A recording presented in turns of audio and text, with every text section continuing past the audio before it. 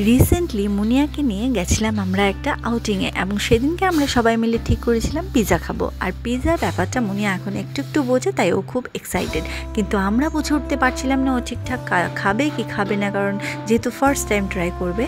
আর সেই জন্য আমি বাড়ি থেকে আজকের যে রেসিপিটা তোমাদের সাথে শেয়ার করছি সেটাই বানিয়ে নিয়ে গেছিলাম। কখনো বাইরে গেলে এই ধরনের প্যানকেক আমি বেশিরভাগই আমার সঙ্গে রাখি। তো চলো কিভাবে বানিয়েছি রেসিপিটা তোমাদের সাথে শেয়ার করি। এই রেসিপিটা বানানোর জন্য প্রথমে আমি নিয়ে নিচ্ছি 2 চামচ সুজি, যেটা রোস্ট করা নয়। এই রেসিপিটা বানাতে সময় এতটাই কম লাগে কি মুনিয়াকে রেডি করে নিজে রেডি হতে হতে কিন্তু রেসিপিটা তৈরি হয়ে যায়, মানে প্যানকেকগুলো একেবারেই রেডি হয়ে যায়। তো দেখো সুজিটা নিয়ে নেওয়ার পরে আমি এখানে দিয়ে দিচ্ছি 2 চামচ টক দই। এই টক দইটা ঘরে পাতা টক দই, তোমরা যদি ঘরে পাতা টক দই না পাও তাহলে বাজার থেকে কেনা টক দইও ইউজ করতে পারো। আর এই টক দই ইউজ করার জন্য এই প্যানকেকগুলো কিন্তু ভীষণ ভীষণ সফট হয়, বেবিদের খেতে কোনো অসুবিধা হয় না। তো এখানে দেখো টক দইয়ের সাথে সুজিটাকে খুব ভালো করে মিক্স করে নিচ্ছি। আমার বেবি যেহেতু এখনও বাইরের খাবারে একেবারেই অভ্যস্ত নয়, সেই জন্য আমি চেষ্টা করি সবসময় সঙ্গে কিছু না কিছু ক্যারি করার। যেমন এই ধরনের প্যানকেক বানাতে যেহেতু ইজি, সেই জন্য এই ধরনের প্যানকেক আমি সঙ্গে রাখার চেষ্টা করি। তার সাথে আলাদা কন্টেনারে হয় সস না হলে দই সঙ্গে নিয়ে যাওয়ার চেষ্টা করি, তাতে আমরা যাই খাই ও কিন্তু ওর খাবারটা ঠিকই খেয়ে নিতে পারে।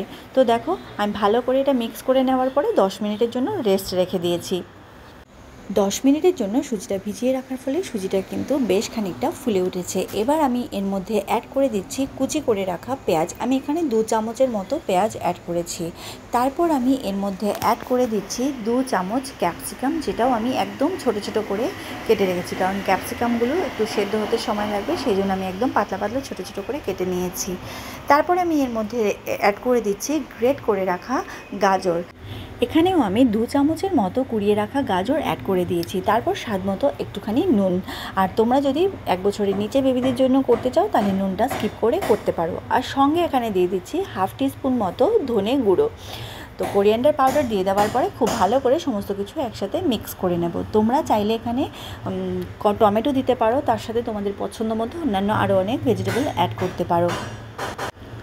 তো তারপর দেখো এখানে সমস্ত কিছু খুব ভালো করে মিক্স করে নিচ্ছি। মিক্স করার সময় আমি দেখছি ব্যাটারটা একটুখানি ঠিক লাগছে, সেই জন্য আমি 2 থেকে 3 চামচ মতো আমি জল এখানে অ্যাড করে দিচ্ছি। দিয়ে আমি তোমাদেরকে দেখাচ্ছি থিকনেসটা ঠিক কীরকম হয়েছে।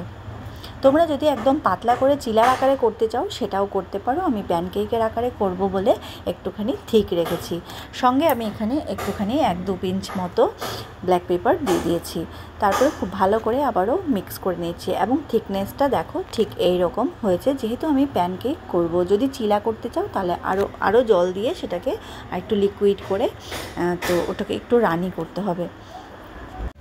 এইবারে একটা প্যান ভালো করে গরম করে নিয়ে হিটটাকে মিডিয়াম টু লোতে রেখে 1 চামচ বাটার অ্যাড করে দিয়েছি এবং চারদিকে বাটারটা ছড়িয়ে দিয়েছি। তোমরা ব্রাশের সাহায্যেও কিন্তু বাটারটা গ্রিস করে নিতে পারো।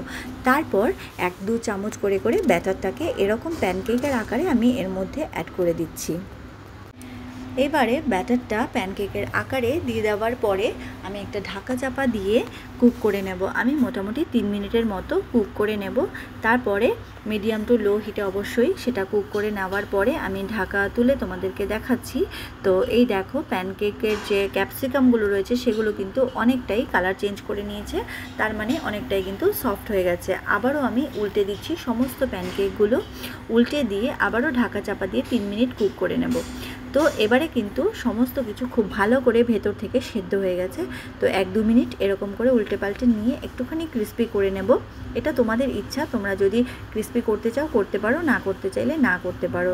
6 মিনিট 7 মিনিট কুক করে নেওয়ার পরে কিন্তু টোটালি ভেতর থেকে সেদ্ধ হয়ে যায়। তো নরম নরম যদি তোমরা দিতে চাও তাহলে ওইটুকু রেখেই তোমরা নামিয়ে নিতে পারো, ক্রিস্পি করার কোনো দরকার নেই। তো আমি এবারে সার্ভ করে দিচ্ছি। তো এটা কিন্তু তোমরা সস অথবা টক দইয়ের সাথে সার্ভ করতে পারো, এটা বেবিদের খেতে ভীষণই ভালো লাগবে। তো এখানে দেখো একটা এয়ারটাইট কন্টেনারের মধ্যে প্যানকেকগুলো তুলে নিচ্ছি। আর আমরা যেহেতু পিৎজা খেতে যাচ্ছি, আজকে কোনো ডিপ আলাদা করে সঙ্গে নিয়ে যাচ্ছি না, সস বা কার্ড কিছুই নিয়ে যাচ্ছি না। ওখানে নিশ্চয়ই সস বা চিজ কিছু না কিছু পেয়ে যাব। আর ওর ফার্স্ট পিৎজা এক্সপিরিয়েন্স আমার মেয়ের একেবারেই বাজে ছিল। এক কামড় খেয়ে সেকেন্ড আর খায়নি, বলছে ভালো লাগছে না। তো সেই জন্য আমার মনে হলো যে এই প্যানকেকটা আমি যেহেতু সঙ্গে করে বানিয়ে নিয়ে গেছি, ও কিন্তু না খেয়ে থাকেনি। আমরা যাই খাই ওর কিন্তু খাওয়া ঠিকই হয়ে গেছে। তোমাদের বেবিরাও যদি এইরকম বাইরের খাবারে অভ্যস্ত না হয়ে থাকে তাহলে কিন্তু তোমরা এই ধরনের খাবার সঙ্গে করে বানিয়ে নিয়ে যেতে পারো। আর কেমন লাগলো রেসিপিটা অবশ্যই জানাবে। ভালো লেগে থাকলে একটা লাইক করে দেবে, আর চ্যানেলে নতুন হলে চ্যানেলটিকে সাবস্ক্রাইব করে নেবে। দেখা হচ্ছে নেক্সট ভিডিওতে। টাটা।